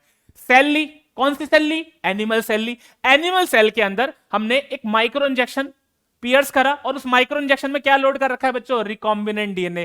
कहने का सिंपल सा मतलब क्या है कि माइक्रो इंजेक्शन में हम रिकॉम्बिनेंट डीएनए को एनिमल सेल के न्यूक्लियस में डायरेक्टली इंजेक्ट कर देते हैं। ट्रांसफॉर्मेशन हो गया, रिकॉम्बिनेंट डीएनए रिसीव कर लिया है किसने, होस्ट ने। तो देखो in this method recombinant DNA is directly injected into the nucleus of an animal cell. और एनिमल सेल के लिए मैं प्रेफरेबली क्यों बोल रहा हूं, क्योंकि एनिमल सेल के पास सेल वॉल ही नहीं होती। अगर सेल वॉल होती तो वो माइक्रो इंजेक्शन की जो माइक्रो नीडल है उसको पियर्सिंग करने में दिक्कत करती, ट्रांसफॉर्मेशन अफेक्ट हो जाता। सिंपल सा है। नेक्स्ट है बच्चों method gene gun. Yes, next method है बच्चों अपना जीन गन। और बच्चों इस मेथड को हम बायोलिस्टिक भी बोलते हैं। इसको हम क्या बोलते हैं, बायोलिस्टिक। अब सर जीन गन क्या है भाई, जिस तरीके से आपकी गन होती है, गन किसको फायर करती है बच्चों लोग, बुलेट्स को फायर करती है। जिस तरीके से एक गन बुलेट्स को फायर करती है उसी तरीके से जीन गन क्या है, ये वो गन है जो हमारे जीन को, जो हमारे रिकॉम्बिनेंट डीएनए को क्या करेगी, फायर करेगी। और किसके ऊपर करेगी, होस्ट सेल के ऊपर करेगी। मतलब क्या है देखो, सेल्स आर बम्बार्डेड विद, जिस तरीके से रदरफोर्ड का एक्सपेरिमेंट पढ़ा है ना अपने केमिस्ट्री में, बम्बार्डमेंट करी थी उसने। तो cells are bombarded with high velocity, cells are bombarded with high velocity microparticles. Cells are bombarded with high velocity microparticle of gold or tungsten. Cells are bombarded with बच्चों high velocity microparticle of gold और tungsten. और ये जो gold और tungsten के high velocity माइक्रोपार्टिकल है इसको हमने किससे कोट करा है, कोटेड विद रिकॉम्बिनेंट डीएनए। तो यहां पर जो हमारी सेल्स है, कौन सी कॉम्पिटेंट सेल्स, उस पे हम बम्बार्डमेंट कर रहे हैं किससे, हाई वेलोसिटी माइक्रोपार्टिकल से। और उसको किससे हमने कोट कर रखा है, रिकॉम्बिनेंट डीएनए। क्या बोल रहा हूं मैं कि जीन गन में क्या है, जीन गन में बच्चों हाई वेलोसिटी के माइक्रोपार्टिकल्स किसके होंगे, गोल्ड के और टंगस्टन के। उसको हमने कोट कर दिया किससे, रिकॉम्बिनेंट डीएनए से। और इससे क्या होगा, हमारा रिकॉम्बिनेंट डीएनए एंटर कर जाएगा किसके अंदर भाई, होस्ट सेल के अंदर। और बच्चों this method is highly preferable for, ये मेथड मोस्टली किसके लिए इस्तेमाल करते हैं हम, प्लांट सेल्स के लिए इस्तेमाल करते हैं। ये मेथड मोस्टली किसके लिए इस्तेमाल करते हैं, प्लांट सेल के लिए। अब बात ही आती है सर ऐसा क्यों करते हैं, ऐसा सिंपली इस वजह से करते हैं, प्लांट सेल के पास क्या होती है बच्चा लोग, प्लांट सेल के पास होती है सेल वॉल। तो जब बम्बार्डमेंट होगी तो सेल बर्स्ट भी नहीं करेगी, ठीक है। तो इसलिए प्रीफर करा जाता है। मतलब देखो अगर सिंपल सा अगर इसको हम समझे तो यहां पर हमने क्या करा है, फॉर एग्जाम्पल बच्चा लोग आप एज्यूम कर सकते हो ये बेकार सी मैंने गन बनाई है, ठीक है। और इस बेकार सी गन में क्या है, ये इस तरीके से ये हाई वेलोसिटी माइक्रो पार्टिकल्स हैं जिस पे अपना क्या कोटेड है, डीएनए कोटेड है। तो ये तो हो गया अपना रिकॉम्बिनेंट डीएनए। और क्या है, ये माइक्रो पार्टिकल्स है। ये क्या हो गया बच्चा लोग, ये हो गए अपने माइक्रो पार्टिकल्स, ये हो गई अपनी जीन गन। और इसको कौन रिसीव कर रहा होगा सामने से, इसको रिसीव कर रही होगी बच्चों प्लांट सेल। मतलब एट द एंड क्या होगा, एट द एंड ये हो रहा है। तो आप देख सकते हो प्लांट्स, जब हमने यहाँ पर बम्बार्डमेंट करी तो प्लांट सेल ने हमारे माइक्रो पार्टिकल के साथ रिकॉम्बिनेंट डीएनए को रिसीव कर लिया है। ट्रांसफॉर्मेशन मतलब हो चुका है, प्लांट सेल क्या हो चुकी है, यहाँ पर ट्रांसफॉर्म हो चुकी है। तो दिस इज अनदर मेथड। कौन कौन से मेथड पढ़ लिए अब तक, heat shock, micro injection, gene gun और बायोलिस्टिक भी बोलते हैं। एक और मेथड है डिसआर्म पैथोजेंस। भाई पैथोजन क्या करता है, पैथोजन कॉज करता है इन्फेक्शन। पैथोजन क्या कर रहा है, इन्फेक्शन कॉज कर रहा है, मतलब उसके पास इन्फेक्शन करने वाली कैपेबिलिटी है ही। बट अगर उसे हम डिसआर्म कर दें कि मतलब वो इन्फेक्शन तो करे लेकिन इस इन्फेक्शन में हमारे जीन ऑफ इंटरेस्ट को ट्रांसफर करे, किसके अंदर, लिविंग ऑर्गेनिजम्स के अंदर, होस्ट सेल के अंदर। तो ट्रांसफॉर्मेशन हो रहा है कि नहीं हो रहा, बिल्कुल। तो ये भी एक मेथड है, यूजेस डिसआर्म पैथोजन वेक्टर्स। तो डिसआर्म पैथोजन वेक्टर्स का बच्चों हम यहां पर क्या कर रहे हैं, इस्तेमाल कर रहे हैं।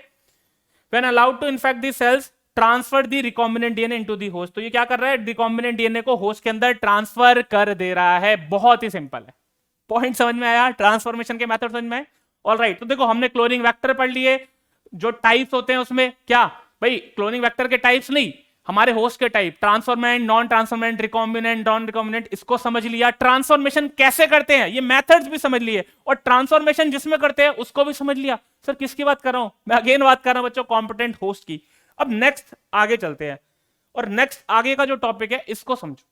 तो जो आपको याद होगा हमने ये बोला था कि हम क्या करते हैं, जीन ऑफ इंटरेस्ट को निकालते हैं। हम क्या करते हैं, जीन ऑफ इंटरेस्ट को निकालते हैं। हाँ जी, अब याद करो, जीन ऑफ इंटरेस्ट को आपको निकाला था और फिर आपने कट करा था।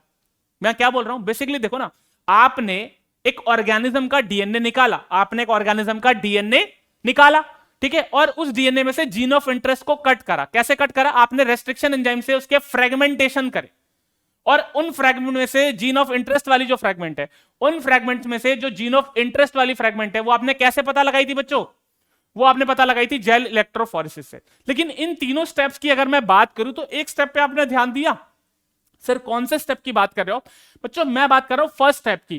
क्या हमने ये जाना कि किस तरीके से एक ऑर्गेनिज्म का हम डीएनए जीनोम आइसोलेट करते हैं, किस तरीके से एक ऑर्गेनिज्म का जीनोम या डीएनए हम आइसोलेट करते हैं? क्या ये हमने जाना? ये हमने बच्चा लोग नहीं जाना। तो नेक्स्ट जो हमारा टॉपिक है वो है आइसोलेशन ऑफ जेनेटिक मटेरियल और डीएनए, कि कैसे एक ऑर्गेनिज्म का हम डीएनए निकालते हैं। क्योंकि देखो, जब आप डीएनए निकालोगे तभी इस डीएनए का फ्रेगमेंटेशन कर पाओगे और उस फ्रेगमेंट का पता लगा पाओगे जिसमें होगा हमारा जीन ऑफ इंटरेस्ट। तो देखते हैं इस टॉपिक को, आइसोलेशन ऑफ जेनेटिक मटेरियल। तो देखो, अब जेनेटिक मटेरियल की बात करूं, डीएनए की मैं बात करूं, तो आपको जनरली पता है क्या भाई, सेल के अंदर न्यूक्लियस होता है। अगर मैं जनरल मतलब यूकैरियोटिक सेल की बात करूं, सेल के अंदर न्यूक्लियस होता है, और न्यूक्लियस के अंदर हमारा जेनेटिक मटेरियल होता है। मतलब सिंपल सी बात यह है कि अगर जेनेटिक मटेरियल को निकालना है तो हमें कई सारी मेम्ब्रेन को हटाना पड़ेगा, तभी हमारा जेनेटिक मटेरियल निकलकर बाहर आ पाएगा। तो देखो, आइसोलेशन ऑफ जेनेटिक मटेरियल में देखो, in order to cut the DNA with restriction enzyme, अगर हमें अपने डीएनए को रेस्ट्रिक्शन एंजाइम से कट करना है, अगर हमें अपने डीएनए को रेस्ट्रिक्शन एंजाइम से कट करना है, it needs to be in pure form. But सबसे पहले हमें क्या चाहिए बच्चों? सबसे पहले हमारा जो डीएनए हमें वो किस फॉर्म में चाहिए? प्योर फॉर्म में चाहिए। मतलब क्या है? मतलब ये है कि बाकी मैक्रोमोलिक्यूल से फ्री चाहिए। अरे भाई सिंपल सी बात समझो ना। क्या बात सर? भाई सेल के अंदर बच्चों प्रोटीन भी होता है, लिपिड भी होता है, कार्बोहाइड्रेट भी होता है, और साथ में हमारा न्यूक्लिक एसिड भी होता है। तो न्यूक्लिक एसिड हमें चाहिए, तो बाकी चीजों को हटाना पड़ेगा ना, मतलब फ्री करना पड़ेगा अदर मैक्रोमोलिक्यूल से। Point clear? आगे देखो, the DNA is enclose with in the membrane. DNA जो होता है वो एनक्लोज होता है मेम्ब्रेन के अंदर। तो हमें क्या करना पड़ेगा? सेल को ब्रेक करना पड़ेगा, सेल को फाड़ना पड़ेगा, ताकि हमारा डीएनए निकलकर बाहर आ जाए। तो अब इस प्रोसेस को समझते हैं। देखो, सबसे पहले मेरी बात को समझना। क्या बात समझनी है सर? अगर सबसे पहले अगर मैं बात करूं बच्चों, कई सारी ऐसी सेल होती है जिनके पास सेल वॉल होती है, कई सारी ऐसी सेल होती है जिनके पास सेल वॉल होती है। तो पहले तो सेल वॉल को हटाना पड़ेगा, तभी तो आप आगे जा पाओगे। तो अगर सेल वॉल की मैं बात करूं, अगर सेल वॉल की मैं बात करूं बच्चा लोग, तो देखो तीन चीजें मेरे दिमाग में आती है। एक आती है प्लांट सेल, एक कौन सी आ गई बच्चा लोग? Plant cell. एक आ गई फंजाई की सेल, फंगल सेल। एक कौन सी दूसरी दिमाग में आ गई? Fungal cell. और एक तीसरी मेरे दिमाग में आ रही है बच्चों, कौन? Bacterial cell. तीसरी कौन सी आ रही है? Bacterial cell. ठीक है बात? आगे कहानी सुनो। प्लांट सेल की बात करूं तो प्लांट सेल की जो सेल वॉल होती है, प्लांट सेल की जो सेल वॉल होती है, उसमें मेनली क्या मिलेगा बच्चों लोग? उसमें मेनली मिलेगा हमें सेल वॉल। उसमें मेनली हमें क्या मिलेगा बच्चा लोग? उसमें मिलेगी हमें सेल वॉल, राइट। और ये जो सेल वॉल मिल रही है, एक्चुअल में मैं यहां पे बताना चाह रहा हूं आपको सेल्यूलोज के बारे में। तो ये जो सेल वॉल मिल रही है वो मेनली किससे बनी होती है? जो सेल वॉल की मैं बात कर रहा हूं मेनली किससे बनी होती है बच्चा लोग? सेल्यूलोज की। ठीक है बात? तो मैं यहां पर ये बोलना चाह रहा था कि प्लांट की अगर मैं सेल वॉल की बात करूं तो उसमें मेनली जो कंपोनेंट है, जो मेन कंपोनेंट है, कौन सा है? सेल्यूलोज। फंगल सेल की बात करूं तो वो किससे बनी होती है बच्चों? फंगल सेल की सेल वॉल किससे बनी होती है? काइटिन से। और बैक्टीरियल सेल की अगर सेल वॉल की बात करूं तो वो किससे बनी होती है? वो बनी होती है पेप्टिडोग्लाइकन से। वो किससे बनी होती है बच्चा लोग? वो बनी होती है पेप्टिडोग्लाइकन से। फिर से रिपीट कर रहा हूं, प्लांट सेल की अगर सेल वॉल की बात करें तो मेनली बनी होती है सेल्यूलोज से, फंगल सेल की काइटिन से सेल वॉल, और बैक्टीरियल सेल की सेल वॉल मेनली किससे बनी होती है? पेप्टिडोग्लाइकन से। तो इनको हटाना पड़ेगा। अब इनको हटाने के लिए हम क्या करेंगे? इनको हटाने के लिए हम यूज करेंगे क्या? रिस्पेक्टिव एंजाइम्स का इस्तेमाल करेंगे। जैसे कि इसको हटाने के लिए कौन सा एंजाइम? सेल्यूलेस। काइटिन को हटाने के लिए बच्चा लोग काइटिनेज, और पेप्टिडोग्लाइकन को हटाने के लिए बच्चों लाइजोजाइम, एंटीबैक्टीरियल एजेंट। लाइसोजाइम जो कि क्या होता है, एंटी बैक्टीरियल होता है। पॉइंट समझ में आ रहा है? प्लांट सेल की सेल वॉल को हटाने के लिए सेल्यूलेज एंजाइम का इस्तेमाल करेंगे, फंगल सेल की काइटिन को हटाने के लिए काइटिनेज, और पेप्टिडोग्लाइकन को हटाने के लिए लाइसोजाइम, क्योंकि जो एंटी बैक्टीरियल होता है, जो कि बैक्टीरिया की सेल वॉल पेप्टिडोग्लाइकन को तोड़ देता है। Point clear? अगर मैं यहां पर एनिमल सेल लिखता तो कुछ होता नहीं, क्योंकि एनिमल सेल के पास सेल वॉल ही नहीं होती। पॉइंट क्लियर है यहां तक? चलो आगे चलते हैं। अब आगे की कहानी सुनो। तो सेल वॉल को हटा दिया हमने, सेल वॉल को हटा दिया बच्चों। सेल मेम्ब्रेन को हटाने के लिए cell membrane is removed by, cell membrane is removed by the help of cell membrane. देखो सेल वॉल हटा दी कि नहीं हटा दी? बिल्कुल सेल वॉल हटा दी। अब animal cell, plant cell, fungal cell, bacterial cell सब एक लेवल पर आ चुके हैं। अब हम किसको हटा रहे हैं बच्चों? सेल मेम्ब्रेन को हटा रहे हैं। Cell membrane is removed by the help of what? Detergents. तो बच्चों डिटर्जेंट्स की वजह से हम क्या कर सकते हैं? सेल मेम्ब्रेन को हटा सकते हैं। अब आप पूछोगे सर कैसे? बच्चों क्योंकि डिटर्जेंट्स में होते हैं लाइपेजेस एंड प्रोटीएजेस। डिटर्जेंट्स में क्या होते हैं? डिटर्जेंट्स में आपको देखने को मिलेगा लाइपेज और प्रोटीएज। अब प्लाज्मा मेम्ब्रेन की याद करो, क्या होता है प्लाज्मा मेम्ब्रेन में? लिपिड होता है, फॉस्फोलिपिड। लाइपेज हटा देगा, प्रोटीन्स होते हैं, प्रोटीन्स हटा देगा। सेल मेम्ब्रेन हटी, सारी चीजें निकलकर बाहर आ चुकी है, सेल की सारी चीजें सेल की निकलकर बाहर आ चुकी हैं। क्लियर बात? अब सुनो, एक बार सेंट्रीफिकेशन करा, सेंट्रीफ्यूगल फोर्स होती है ना, सेंट्रीफिकेशन, जो डेब्रिस होगा नीचे बैठ जाएगा, बाकी चीजें ऊपर आ जाएंगी, डेब्रिस को बाहर फेंक दिया। मैंने क्या बोल रहा हूं? मैं बोल रहा हूं हमने सेल वॉल हटाई, सेल मेम्ब्रेन को तोड़ा, सेल का जो साइटोप्लाज्म है सारे कंटेंट बाहर आ चुके हैं। हमने सेंट्रीफ्यूगेशन कर दिया। क्या कर दिया हमने? सेंट्रीफ्यूगेशन कर दिया। सेंट्रीफ्यूगल फोर्स लगाई, वो होता है ना जिसमें बहुत जोर जोर से घूमती है चीजें, तो उसमें डेब्रिस जो है नीचे बैठ जाएगा, और जो ऊपर का पोर्शन है हम उसको ले लेंगे। अब उस पोर्शन में अगर हम ध्यान से देखें तो उसमें बच्चों प्रोटीन्स होंगे, और भी भाई सेल के अंदर कई सारे प्रोटीन्स होते हैं। अब तुम बोलोगे सर प्रोटीन्स कहां से आ गए? भाई most of the enzymes are protein. Cell के अंदर बहुत सारे मेटाबॉलिक रिएक्शन रन कर रहे होते हैं, तो बहुत सारे प्रोटीन्स मिलेंगे कि नहीं मिलेंगे? बिल्कुल। तो that's protein, protein is removed by, बच्चों this protein is removed by, किससे रिमूव करेंगे? प्रोटीएजेस। प्रोटीन को हमने रिमूव कर दिया बच्चों प्रोटीएजेस से। इसी तरीके से अगर आप याद करो, क्या बच्चों न्यूक्लियस के अंदर एक एरिया होता है न्यूक्लियोलस, जहां पर राइबोसोमल आरएनए बनता है। मतलब कहने का बात यह है कि न्यूक्लिक एसिड में भी डीएनए आरएनए दोनों होते हैं। हमें चाहिए खाली डीएनए, क्योंकि जीनोम जो मोस्टली सेल्स का होता है वो जेनेटिक मटेरियल डीएनए होता है, राइट? तो आरएनए को भी निकालना पड़ेगा। तो आरएनए को निकालने के लिए हम क्या इस्तेमाल करेंगे? Ribonucleases. RNA is removed by, RNA is removed by ribonucleases. Point clear है बच्चा लोग? RNA is removed by ribonucleases. यहां तक पॉइंट क्लियर है? तो देखो प्रोटीन को निकाल दिया, आरएनए को निकाल दिया, ठीक है। अगेन सेंट्रीफिकेशन करा, ये चीजें नीचे बैठ गई, हमें मिला एक लिक्विड, हमें मिला एक लिक्विड। फॉर एग्जांपल ये जो आपको लिक्विड दिख रहा है ना, इसमें प्रेसिपिटेट वाला छोड़ दो, बाकी लिक्विड को अज्यूम करो। अब उस लिक्विड में आपका डीएनए है, हमें क्या मिला है? डीएनए मिला है in dissolve form. DNA is in dissolve form. अब आप कहोगे सर डीएनए डिसॉल्व फॉर्म में क्यों मिल रहा है? बच्चों अभी हमने एक बात करी थी, सर क्या बात करी थी? डीएनए होता है हाइड्रोफिलिक। डीएनए हाइड्रोफिलिक क्यों होता है? डीएनए होता है नेगेटिवली चार्ज। तो अगर हम जैसे सबस्ट्रेट का इस्तेमाल कर रहे हैं, बेसिकली कुछ सॉल्यूशन में कर रहे होंगे ना, कुछ सॉल्यूशन में कर रहे होंगे ताकि हमारी प्रोसेस बिल्कुल नॉर्मल एनवायरमेंट वाले उसमें हो सके। तो डीएनए डिसॉल्व फॉर्म में क्यों है? क्योंकि DNA hydrophilic, DNA negatively charge है, वाटर मॉलिक्यूल के साथ वो इंटरेक्ट करेगा और उसमें क्या हो जाएगा? वो डिसॉल्व। फिर से सुन लो बात, डीएनए नेगेटिवली चार्ज है, पोलर है यानी, और डीएनए साथ साथ क्या है? डीएनए हाइड्रोफिलिक है। डीएनए क्या है? हाइड्रोफिलिक। तो जिस सॉल्यूशन में हम ये रिएक्शन कर रहे हैं, डीएनए उसमें डिसॉल्व हो गया है। तो डिसॉल्व फॉर्म में पानी की फॉर्म में चाहिए, डीएनए को बाहर निकालना है, डीएनए को बाहर निकालना पड़ेगा। तो डीएनए को बाहर निकालने के लिए बच्चा लोग हम इस्तेमाल करते हैं एक मेथड जिसको बोलते हैं चिल्ड इथेनॉल प्रेसिपिटेशन। तो डीएनए को बाहर निकालने के लिए बच्चों, डीएनए को बाहर निकालने के लिए मेथड इस्तेमाल करते हैं जिसको बोलते हैं चिल्ड इथेनॉल प्रेसिपिटेशन। तो जो डीएनए हमारा डिसॉल्व फॉर्म में था, जो डीएनए हमारा डिसॉल्व फॉर्म में था, उसको हम बाहर निकालेंगे किस मेथड की वजह से? चिल्ड इथेनॉल प्रेसिपिटेशन की वजह से। और क्या हो रहा है इसमें चिल्ड इथेनॉल प्रेसिपिटेशन में? हमारा जो डीएनए डिसॉल्व फॉर्म में है, हमारा जो डीएनए डिसॉल्व फॉर्म में है वो प्रेसिपिटेट हो जाएगा। हमारा जो डीएनए डिसॉल्व फॉर्म में है वो प्रेसिपिटेट हो जाएगा, और प्रेसिपिटेट होकर कुछ इस तरीके का दिखने लग जाता है जो आपको यहाँ पे दिख रहा होगा। और इसी प्रेसिपिटेटेड डीएनए को हम बाद में बाहर निकाल लेते हैं। तो फिर से एक बारी पूरा रिवाइज कर लेते हैं ये, ताकि आपको क्लियर हो जाए। सबसे पहले हम बाहर से अंदर की तरफ जा रहे हैं, तो सेल वॉल हटाई हमने, जिन भी सेल्स के पास सेल वॉल होती है उनको रिस्पेक्टिव एंजाइम से हटा दिया। फिर हम पहुंचे कहां बच्चों लोग, सेल मेम्ब्रेन पे। सेल मेम्ब्रेन को हटाया हमने डिटर्जेंट से, क्योंकि डिटर्जेंट से मिलेंगे आपको लाइपेज और प्रोटीएज। सेल को खोल दिया, सेल का साइटोप्लाज्म बाहर आ चुका है। साइटोप्लाज्म में क्या देखने को मिलेगा, प्रोटीन। प्रोटीन को निकाला प्रोटीएजेस से। आरएनए बाहर आएगा, आरएनए को अलग करा, क्योंकि न्यूक्लिक एसिड में अपने को क्या चाहिए, अपने को चाहिए खाली डीएनए, तो आरएनए को निकाला राइबोन्यूक्लियस से। लेकिन जो अब डीएनए मिला वो डिसॉल्व फॉर्म में, पानी में डिसॉल्व है, तो डीएनए को प्रेसिपिटेट करके बाहर निकालना पड़ेगा।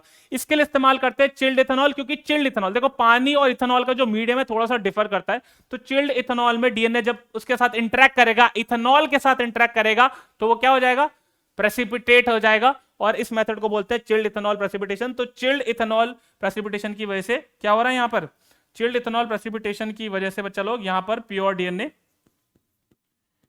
Is precipitated out. Pure DNA क्या हो जा रहा है, यहां पर प्योर डीएनए बच्चों प्रेसिपिटेट आउट हो जा रहा है, राइट। और उस प्रेसिपिटेट आउट डीएनए को, ये जो डीएनए प्रेसिपिटेट होकर बाहर आ चुका है, उसको हम इस तरीके से बाहर निकालते हैं। तो यहां पर जो आपको प्रोसेस दिख रही है, ये जो बाहर निकाला जा रहा है डीएनए को, इस प्रोसेस को बोलते हैं डीएनए स्पूलिंग।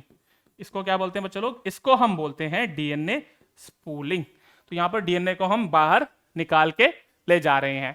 पॉइंट समझ में आया किस तरीके से डीएनए को निकालते हैं। तो देखो अब आपको पता चलेगा कि डीएनए आइसोलेट कैसे करते हैं। अब इस डीएनए में, ये जो हमने डीएनए निकाला है बाहर, इसमें से मैं आपको कहूं कि एक फ्रैगमेंट में जीन ऑफ इंटरेस्ट है, तो पहले फ्रैगमेंटेशन किसकी मदद से, रेस्ट्रिक्शन एंजाइम की मदद से। उस फ्रैगमेंट में से पर्टिकुलर फ्रैगमेंट जिसमें जीन ऑफ इंटरेस्ट होगा, किससे निकालोगे, जेल इलेक्ट्रोफोरेसिस से। पॉइंट समझ में आया, क्लियर है। तो बच्चों लोग आज के इस लेक्चर में हम इतना ही कवर करेंगे। अब देखो हमारा जो नेक्स्ट लेक्चर होगा उसमें हम बाकी जो बचा पोर्शन है चैप्टर का उसको कवर करेंगे, एंड जो हमने क्वेश्चंस नहीं करे हैं लास्ट के 2 लेक्चर के, वो भी हम उस वाले लेक्चर में कवर करेंगे। तो तैयार रहना, अच्छे से पढ़कर आना, अच्छे से क्वेश्चन की प्रिपरेशन करेंगे, ताकि ये समझ में आ जाए कि हमारी प्रिपरेशन सही से हुई है या नहीं हुई है। बात क्लियर है, ठीक है। तो मिलते हैं नेक्स्ट लेक्चर में। थैंक यू बच्चा लोग।